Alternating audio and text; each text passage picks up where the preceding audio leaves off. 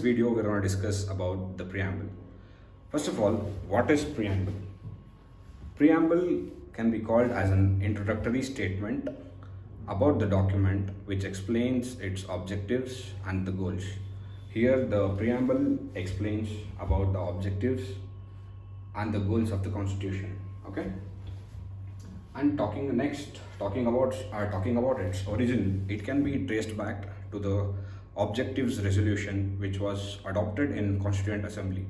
This was actually drafted and moved by Pandit Jawaharlal Nehru and later which was adopted on January 22nd, 1947 in the Constituent Assembly. Okay.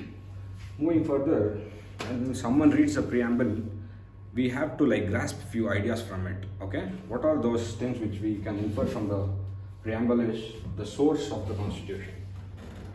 Okay, what is the source? When you read the first line in the preamble, it clearly states that we the people of India. Okay, so the makers of our Constitution wants everyone to know that the ultimate sovereignty is which lies with the people of India. Okay, so the preamble clearly explains the source of the Constitution. Okay, so the next point is the preamble also explains about the nature of the Indian state. Okay, what are those? The preamble says that India will be a sovereign and a socialist democratic republic country. Okay, I'll show you in the further slide. Okay, the preamble and explain it properly. This is just to get an idea. And the next thing which you can infer from the preamble is the statement of its objectives. Those are the equality, the fraternity, liberty, those keywords which are present in the preamble. I'll explain it to you in the next slide. Okay, and finally we can infer that the date of its adoption, which is clearly mentioned in the preamble, which is November 26th, 1949. Okay.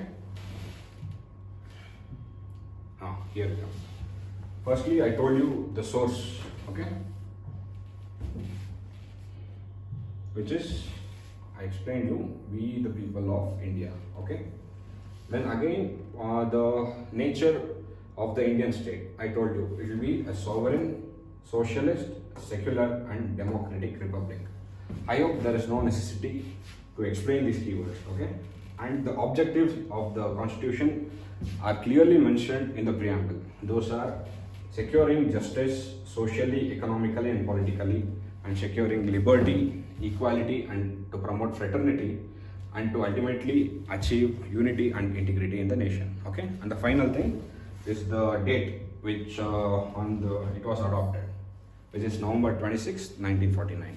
Okay, so moving further, when you talk about preamble, there are three important cases which you need to know.